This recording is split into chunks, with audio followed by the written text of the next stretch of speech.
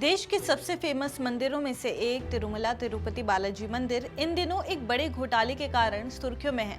बात सिर्फ मंदिर की नहीं है बल्कि भगवान के भोग यानी कि तिरुपति लड्डू की है।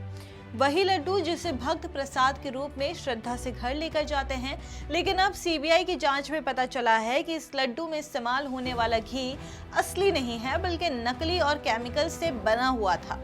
पूरा मामला क्या है, चलिए जानते हैं। आप देख रहे हैं द हिंदी टॉप और मैं हूं आपके साथ सामिया खान। दरअसल यह घोटाला पिछले 5 सालों से चलता आ रहा है।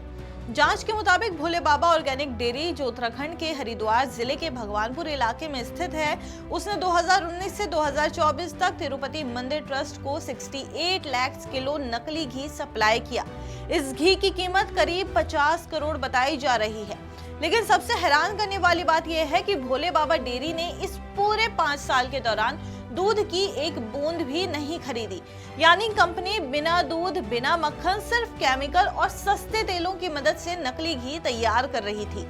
ये खुलासा तब हुआ जब सीबीआई की अगुवाई में बनी स्पेशल इन्वेस्टिगेशन टीम यानी कि एसआईटी ने इस मामले की जांच शुरू की और एक आरोपी अजय कुमार सुगंध को गिरफ्तार किया। सीबीआई की रिपोर्ट के मुताबिक आरोपी अजय कुमार सुगंध भोले बाबा डेयरी को ऐसे केमिकल सप्लाई करता था जो घी जैसी बनावट और खुशबू देने में इस्तेमाल होते थे। इनमें मोनोग्लाइसराइड्स और एसिटिक एसिड ईस्टर जैसे रासायनिक पदार्थ शामिल थे। मोनोग्लाइसराइड्स एक फूड एडिटिव होता है जो खाने की चीजों का टेक्सचर बदल देता है, जबकि एसिटिक एसिड ईस्टर तेल को गाढ़ा करने का काम करता है। इन्हीं केमिकल को मिलाकर भोले बाबा डेयरी नकली घी तैयार करती थी। जांच में पता चला है कि कंपनी के मालिक पोमिल जैन और विपिन जैन ने ये फर्जीवाड़ा बड़े ही संगठित तरीके से किया है। दोनों ने एक बंद पड़ी डेयरी यूनिट खरीदी और उसी को नया नाम देकर नकली घी बनाने की फैक्ट्री के रूप में इस्तेमाल किया।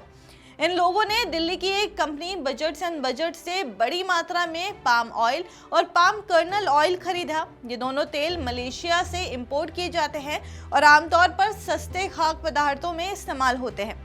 इसके अलावा कंपनी ने कई और केमिकल्स मंगवाए, जैसे लैक्टिक एसिड जो खट्टापन लाता है, बीटा कैरोटीन जो घी को पीला रंग देता है और आर्टिफिशियल घी एसिड्स जो घी की खुशबू बनाते हैं। इन सभी चीजों को मिलाकर भोले बाबा डेयरी ने नकली देसी घी तैयार किया और उसे तिरुपति मंदिर ट्रस्ट को सप्लाई किया और यही घी बाद में तिरुपति लड्डू बनाने में इस्तेमाल हुआ। वो प्रसाद जो लाखों श्रद्धालु भगवान का आशीर्वाद समझकर खाते हैं।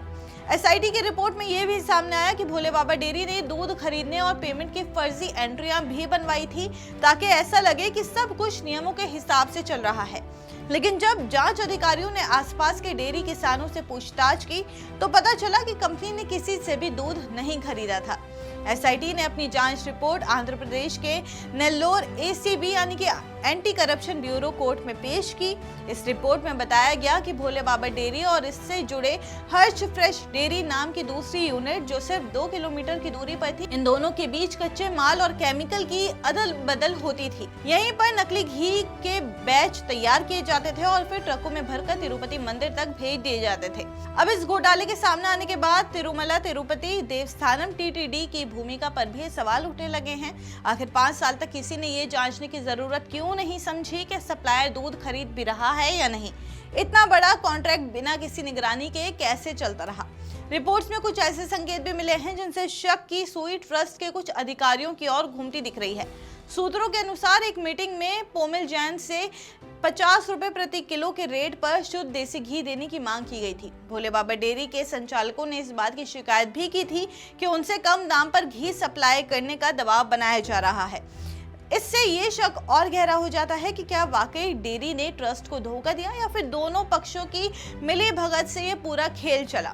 क्योंकि अगर इतना बड़ी मात्रा में नकली घी 5 साल तक मंदिर में इस्तेमाल हुआ तो ट्रस्ट के जिम्मेदार लोगों को इसकी भनक ना लगी हो ये मानना मुश्किल है। ये मामला केवल तिरुपति मंदिर की साख पर दाग नहीं लगाता है बल्कि ये पूरे धार्मिक ट्रस्ट सिस्टम पर सवाल खड़े करता है। जिस जगह पर हर साल करोड़ों रुपए का चढ़ावा चढ़ता है, वहां अगर इस स्तर का घोटाला हो सकता है तो बाकी जगहों की स्थिति का अंदाजा लगाना मुश्किल नहीं है। सीबीआई की जांच टीम ने अब तक कई आरोपियों से पूछताछ की है और घी के नमूने भी लैब में भेजे हैं। शुरुआती रिपोर्ट में ये साफ हो गया है कि इस घी में पाम ऑयल, केमिकल और एडिटिव्स भी भारी मात्रा में थे। यानी जो प्रसाद लाखों भक्तों को दिया जा रहा था वो असल में सेहत के लिए हानिकारक नकली पदार्थों से बना था। अब ये केस अदालत में है और एसआईटी की कोशिश है कि पूरे नेटवर्क को पकड़कर दोषियों को सजा दिलाई जाए।